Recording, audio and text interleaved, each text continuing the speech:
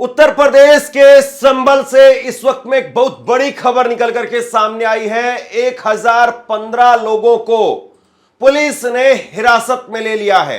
पूरी खबर पर डिटेल में हम बात करेंगे। और उत्तर प्रदेश के संभल में लगातार पहले से ही सियासी घटनाक्रम उबाल पर है। सीओ अनुज चौधरी के बयान से ही लगातार माहौल गरमाया हुआ है। 6 मार्च को जब सीओ अनुज चौधरी ने कहा था कि 52 जुम्मे आते हैं, होली सिर्फ एक आती है, जिनको दिक्कत है वो अपने घरों से ना निकलें, घर पर ही नमाज पढ़ें। यह बयान उन्होंने 6 मार्च को दिया था और तब से लेकर के अभी तक संभल लगातार सुर्खियों में बना हुआ है। योगी आदित्यनाथ ने संभल के सीओ का बचाव किया, उनके समर्थन में बात कहने का काम किया और इसके बाद में अब खबर निकल करके सामने आई है कि 1015 लोगों को पुलिस ने हिरासत में ले लिया है। इस खबर पर चर्चा करेंगे, विस्तार से बात करेंगे। लेकिन जरा सोचिए, उत्तर प्रदेश के संभल में सिर्फ होली हो रही है या होली पूरे देश में हो रही है? होली क्या उत्तर प्रदेश में हो रही है या होली वाकई पूरे देश में और पूरी दुनिया में जहां पर भी हिंदू धर्म के लोग हैं या होली के प्रति जिनकी आस्था है वो मना रहे हैं? क्या मुझे लगता है कि पूरी दुनिया में जहां पर जिसकी आस्था है वो मना रहा है। पूरी दुनिया में जहां पर जिसकी आस्था है वो रमजान में जुम्मे की नमाज भी पढ़ रहा है, होली भी मना रहा है। लेकिन ये जो सब कुछ हो रहा है ये संभल के अंदर ही हो रहा है या छुटपुट जगह पर हो रहा है? तो सोचिए जरा इस बात को कि क्या योगी आदित्यनाथ बहुत ताकतवर है इसीलिए संभल का बार बार जिक्र हो रहा है? क्या संभल को एक लेबोरेटरी की तरीके से पेश किया जा रहा है? क्या योगी आदित्यनाथ बहुत कमजोर है इसलिए उनको संभल की इस तरीके से एहतियात के तौर पर कार्रवाई करनी पड़ रही है, उनको एहतियात के तौर पर स्टेप उठाने पड़ रहे हैं? या सिर्फ और सिर्फ संभल में जो कुछ हो रहा है या उसके आसपास में जो कुछ हो रहा है वो सिर्फ और सिर्फ जो है वो सियासत है, घोर सियासत है, इसके अलावा और कुछ नहीं है? सोचिए जरूर इस बात को। बहरहाल सबसे बड़ी खबर इस वक्त की आप देखिए, संभल में अब तक 1015 लोगों को हिरासत में लिया गया है। अलग अलग मस्जिदों में लेखपालों की ड्यूटी लगी है। एसडीएम का बयान इस वक्त में निकल करके सामने आया है। संभल जिले को सेक्टरों में बांटा गया है। एसडीएम वंदना का यह बयान है। देखिए, संभल को लेकर के एहतियात बरते जा रहे हैं और एहतियात के तौर पर 1015 लोगों को पुलिस हिरासत में लिया गया है। ये आज तक चैनल के हवाले से मैं आपको एक खबर बता रहा हूं। एहतियात के तौर पर जो भी पुलिस को लगता है कि कट्टरपंथी है, नफरती लोग हैं, वो किसी भी धर्म के हैं, उनको अगर पुलिस को लगता है कि एहतियात के तौर पर इनको हिरासत में लेना जरूरी है तो पुलिस को यह काम करना चाहिए। एहतियात के तौर पर पुलिस को लगता है कि मस्जिदों को ढकने की जरूरत है या पुलिस को लगता है कि कहीं पर मस्जिद पर जबरन कुछ नफरती रंग फेंक करके माहौल बिगाड़ सकते हैं, किसी को उकसा सकते हैं, किसी को भड़का सकते हैं, और अगर एक तिरपाल लगा करके वहां पर मामले को जो है वो शांत किया जा सकता है या मामले को कंट्रोल किया जा सकता है तो पुलिस को निश्चित तौर पर करना चाहिए। लेकिन अनुज चौधरी जैसे लोगों पर, अनुज चौधरी जैसे अधिकारियों पर क्या वाकई कार्रवाई होनी चाहिए या नहीं होनी चाहिए? क्योंकि पुलिस के जो भी आला अधिकारी हैं, चाहे वो रिटायर्ड हैं या अभी वर्तमान में पुलिस के पदों पर तैनात हैं, वो ये कह रहे हैं कि किसी भी पुलिस अधिकारी को इस तरह का बयान नहीं देना चाहिए। उत्तर प्रदेश के पूर्व डीजीपी ने इस बात को कहा है कि काम सियासतदानों का है, सियासतदानों पर छोड़ दे, आप अधिकारी हैं, अधिकारी के तौर पर रहिए। और अब खबर निकल करके ये भी सामने आ रही है कि अनुज चौधरी को बैकफुट पर धकेल दिया गया है। यानी अनुज चौधरी को कहा गया है कि आप ऐसे बयान नहीं दें और डीएम की तरफ से यह कहा गया है कि जो भी अधिकारी अधिकृत किया गया है सिर्फ वही बयान देगा। मैं इसी खबर में आपको बताने वाला हूं सांसद का बयान, सांसद संभल के, उनका बयान निकल करके सामने आया है और बेहद शानदार बयान है। उन्होंने बेहद शानदार तरीके से अपनी बात को रखने का काम किया है। लेकिन वहीं योगी आदित्यनाथ ने एक और बयान दे दिया है मथुरा को लेकर के। मथुरा वृंदावन के लिए रास्ता साफ है। योगी आदित्यनाथ जो है वो इस बात को कह रहे हैं एक दिन पूरी दुनिया भगवा पहनेगी। समझ में नहीं आता है कि योगी आदित्यनाथ की 365 दिन की राजनीति वो सिर्फ और सिर्फ हिंदू मुसलमान के इर्द गिर्द क्यों घूमती है। मथुरा के लिए रास्ता साफ कर दिया गया है, इसका मतलब क्या है? और पूरी दुनिया भगवा पहनेगी, इसका मतलब क्या है? क्या भगवा रंग पहले था नहीं? भगवा रंग 2014 के बाद में आया। भगवा रंग 2017 में जब समाजवादी ये अखिलेश यादव को हरा करके बीजेपी की सरकार बनी, तभी भगवा रंग आया है क्या? पहले भी रंग थे, पहले भी होली थी, पहले भी रमजान था, पहले भी जुम्मे आते थे। अब बताइए ये कहने की जरूरत क्यों पड़ रही है कि 52 जुम्मे आते हैं साल में, होली सिर्फ एक बार आती है? क्या पहले होली 10-20 बार आती थी? क्या पहले जुम्मे 500-700 बार आते थे? नहीं भाई, ये प्रकृति की एक जो है वो प्रक्रिया है और उसी के हिसाब से तय होता है कि भाई होली कब आएगी, रमजान कब होगा, जुम्मे कब होगा, ये सब जो है वो तय है। और ये पहले से भी ऐसे ही था, हमने कोई जुम्मा जो बढ़ा नहीं दिया है या होली कोई घटा नहीं दी है। लेकिन ये बात अब जैसे कही जा रही है, इसके पीछे जो है मंशा वो ठीक नहीं लगती है। सबसे बड़ी बात यह है कि जिस प्रकार से नोटंकी पिछले हफ्ता 10 दिन से की गई है, पिछले हफ्ता 10 दिन से लगातार जो नोटंकी की गई है, एक पुलिस अधिकारी का बयान निकल करके सामने आया है जयपुर के अंदर से, और वो बयान मैं आपको सुनाऊंगा। सलाम करना चाहिए उन पुलिस अधिकारी को। कल मैंने एक खबर दिखाई थी आपको, जहां पर इंदौर के डीएसपी, उनका बयान निकल करके सामने आया था, अभिनव विश्वकर्मा का। उन्होंने भी बेहद शानदार काम किया। तो पुलिस में ऐसा नहीं है कि कुछ लोग जो है वो ऐसे पैदा हो गए तो पूरी पुलिस ही ऐसी हो गई है। पुलिस में भी मुट्ठी भर कुछ लोग हैं जो पुलिस की वर्दी में होने के बावजूद अपने अंदर की नफरत को बाहर लाने से नहीं रोक पाते हैं। ऐसे ही सियासतदानों में है, ऐसे ही आम लोगों के अंदर है। वरना अगर पूरी दुनिया ऐसी हो जाएगी तो सोचिए फिर हम और आप कब तक बचेंगे। खैर, उत्तर प्रदेश के संभल में जो कुछ हो रहा है उसको लेकर के एहतियात के तौर पर पुलिस को जो भी संभव लगता है वो करना चाहिए। एहतियात के तौर पर अगर ये लगता है कि जुम्मे की नमाज को थोड़ा सा आगे बढ़ाया जाए, होली को थोड़ा पहले खत्म कर दिया जाए, तो मुझे लगता है कि एहतियात के तौर पर किसी भी इंसाफ पसंद आदमी को इस बात से दिक्कत नहीं होगी। और वैसे भी आमतौर पर अगर आप देखें तो होली 1-1.5 बजे तक खत्म हो ही जाती है।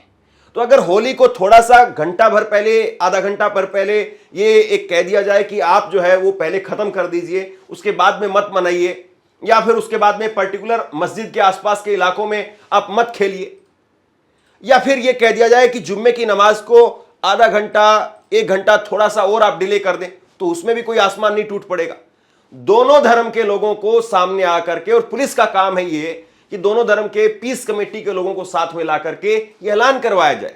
और संभल की शाही जामा मस्जिद के जो सदर हैं उन्होंने भी इस बात को कहा है कि हम भी आज शाम को ऐलान कर देंगे, और आज शाम को जब ऐलान करेंगे वो हमारा ऐलान आखिरी ऐलान होगा, लोगों की भलाई के लिए हम ऐलान करेंगे। और मुझे लगता है कि वो शायद यही ऐलान करेंगे, और उनको करना भी चाहिए कि थोड़ा सा आधे घंटे बाद में हम जुम्मे की नमाज को जो है वो डिले कर रहे हैं।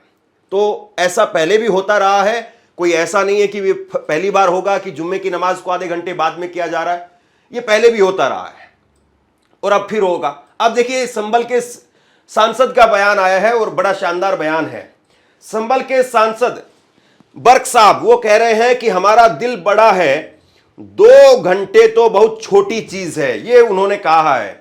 दोनों समुदाय मिल करके त्योहार मनाएंगे।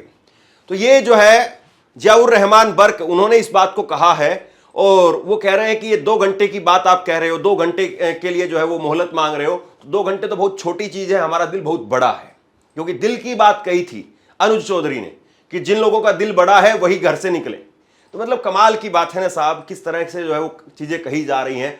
और उसके बाद में जियाउर रहमान बर्क ने कहा है कि दोनों धर्म के लोग आपस में मिलकर के त्यौहार मनाएंगे, और ये नफरती लोगों का काम है जो लोग कह रहे हैं कि अलग से अस्पताल बना दो, अलग से इलाज करवा दो, उन लोगों को पहले इलाज करवाना चाहिए। जियाउर रहमान बर्क ने ये बात कही है। तो ये बड़ी एक शानदार तरीके से जो है वो बात कही गई है, और निश्चित तौर पर इसका स्वागत होना चाहिए। और मुझे लगता है, मेरा अपना विश्वास है कि लोग अब समझ गए हैं ये सियासत की नफरत को भी, और टीवी के भड़काऊ ये जो खबरें निकाल करके सामने आ रही है, या प्रवक्ताओं को बैठा करके जिस तरीके से लड़ाई करने का काम किया जाता है, वो टीवी की भड़काऊ जो है वो कवरेज को भी और सियासत की नफरत को भी, दोनों को लोग समझ चुके हैं। और मुझे लगता है हमारा देश इतना शांति प्रिय देश है, उसमें सारे धर्म शांति प्रिय हैं। मुट्ठी भर लोगों को छोड़ दे तो, मुट्ठी भर लोगों को छोड़ दे तो, और मुझे लगता है कि कल कोई बड़ी घटना नहीं होगी। और हम सबको सुनिश्चित भी करना चाहिए, अगर इस देश में आम आदमी इस बात को थोड़ा जिम्मेदारी के साथ में सुनिश्चित करे, तो ये बदमाश हैं ही कितने, ये तो वैसे ही मुट्ठी भर लोग हैं, ये तो अपने आप खत्म हो जाएंगे। लेकिन केवल नैतिकता से भी काम नहीं चलेगा। जो जिम्मेदार हैं और जो जिम्मेदार पदों पर बैठे हैं, अनुज चौधरी जैसे अधिकारियों पर कार्रवाई होनी चाहिए। ठीक है, अभी आप जो है वो होली तक कुछ मत करिए, क्योंकि अगर हो सकता है कि होली तक कार्रवाई की जाए तो फिर माहौल हो सकता है कोई खराब हो जाए।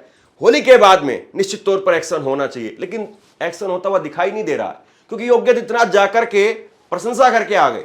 जब मुख्यमंत्री जाकर के प्रशंसा कर रहा है तो आप किसी से और से क्या उम्मीद करेंगे।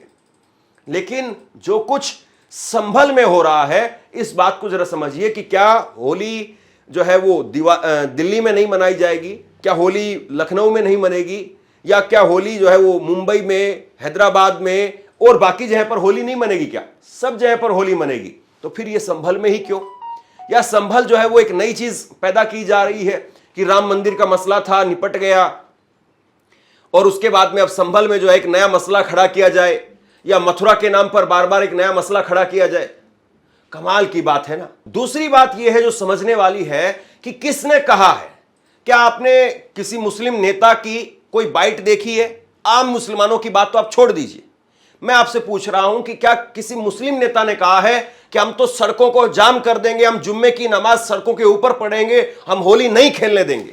क्या किसी ने कहा? क्या किसी मुस्लिम संगठन ने कहा? क्या किसी मस्जिद से ऐलान हुआ? बिल्कुल नहीं हुआ। क्या किसी मुसलमान ने यह कहा कि अगर मेरे ऊपर होली का रंग डाल दिया तो फिर मैं ऐसा कर दूंगा, मैं वैसा कर दूंगा, मैं ये कर दूंगा, मैं वो कर दूंगा? क्या किसी ने ऐसा कहा? किसी मुसलमान ने ऐसा नहीं कहा। मैंने सोशल मीडिया पर भी कोई टटपुंजिया लोगों की भी इस प्रकार की वाहियात वीडियो नहीं देखी है। जिम्मेदार लोगों की या जिम्मेदार तरीके से कोई ऐसी बात नहीं कही गई है। और अगर कोई टटपुंजिया आदमी ऐसी बात कह भी दे, उसको इग्नोर भी कर देना चाहिए। अगर किसी मुस्लिम ने कही है ये बात तो उसको इग्नोर कर दें। अगर किसी हिंदू ने कह दी ये बात जिसका कुछ लेना देना नहीं है, वो आजकल सिर्फ जो है वो वीडियो बना रहा है अपनी रील के लिए, लाइक के लिए, कुछ शेयर हो जाएगी, थोड़ा पॉपुलर हो जाऊंगा, इसलिए अगर कोई कुछ कह भी रहा है, इग्नोर करिए उसको। वो कूड़ा अपने आप वहीं की वहीं खत्म हो जाएगा। और ऐसा कूड़ा चाहे वो इस धर्म से है, चाहे उस धर्म से, किसी भी धर्म से है, ऐसे लोगों को इग्नोर कर दीजिए, वो वहीं खत्म हो जाएंगे। अगर उसकी एक वीडियो पॉपुलर हो जाएगी नफरत की वजह से, वो दूसरी और बनाएगा और 10 बनाएगा। लेकिन अगर उसकी पहली अगर वीडियो को लोग पूरी तरह से दबा दें, डिसलाइक करने लग जाएं, तो खत्म हो जाएगा, दूसरी वीडियो बनाएगा ही नहीं। तो ये चीज जो है वो समझनी चाहिए आम लोग। और मुझे पूरा उम्मीद है, पूरे भरोसा है, पूरा यकीन है, अगर कहीं पर कुछ हो भी तो लोगों को पहली जो है वो कोशिश ये करनी चाहिए कि हम नजरअंदाज कर दें। अगर पानी सर से ऊपर जाता है तो भी मुझे लगता है कि कम से कम एक दिन की खामोशी बरत करके अगले दिन के लिए आपके पास में पूरा एहतियात है कि आप जाएं, कानून का रास्ता लें, कानून के रास्ते से अपनी लड़ाई, अपनी बात को कहें।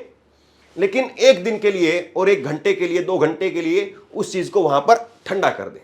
और आजकल तो एक सबसे बड़ी चीज है लोगों के पास में, और वो है मोबाइल फोन। अगर कहीं पर कोई दिक्कत होती है, कोई जबरदस्ती करता है, उसको कुछ मत कहिए, सिर्फ मोबाइल से उसकी वीडियो रिकॉर्ड कर लीजिए, घर आ जाइए चुपचाप, अगले दिन उस पर कार्रवाई करिए। कोई भी व्यक्ति, और ये मैं दोनों लोगों के लिए बता रहा हूं, कोई अगर किसी मुस्लिम को लगता है कि किसी हिंदू भाई ने मेरे साथ जबरदस्ती की है, या किसी हिंदू को लगता है कि कोई मुसलमान जबरदस्ती कर रहा है, मोबाइल से वीडियो बनाइए, चुपचाप घर आ जाइए, अगले दिन उस वीडियो को लेकर के थाने में पहुंच जाइए। अगर आपको लग रहा है कि थाना भी आपकी सुनवाई नहीं कर रहा है, सोशल मीडिया आज के वक्त में आपके पास में है, उसको सोशल मीडिया पर अपलोड कर दीजिए। वो अपने आप अपलोड होने के बाद में वहां से जो है वो कार्रवाई होगी। लेकिन पहले आपको पुलिस के पास जाना चाहिए। सोशल मीडिया पर भी बाद में डालें, तब पुलिस आपकी सुनवाई नहीं कर रही तब।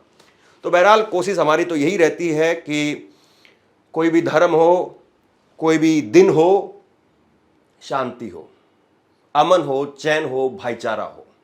और अगर ये नहीं होगा तो कोई नहीं होगा, और अगर ये है तो फिर कुछ भी नहीं है। तो बहरहाल शेयर कीजिए। आप लोगों को रमजान की भी ढेर सारी शुभकामनाएं, मुबारकबाद। आपको होली की भी ढेर सारी शुभकामनाएं, मुबारकबाद। आप होली भी खेलिए, आप जुम्मे की नमाज भी पढ़िए, प्यार से रहिए, प्रेम से रहिए, भाईचारे से रहिए। ये देश हम सब का है, इस देश का ख्याल रखना वो हम सब की जिम्मेदारी है। शेयर कीजिए इस खबर को, लोगों तक पहुंचाइए। और आप क्या सोचते हैं नीचे कमेंट बॉक्स में लिख करके जरूर बताइए। आपका बहुत बहुत धन्यवाद।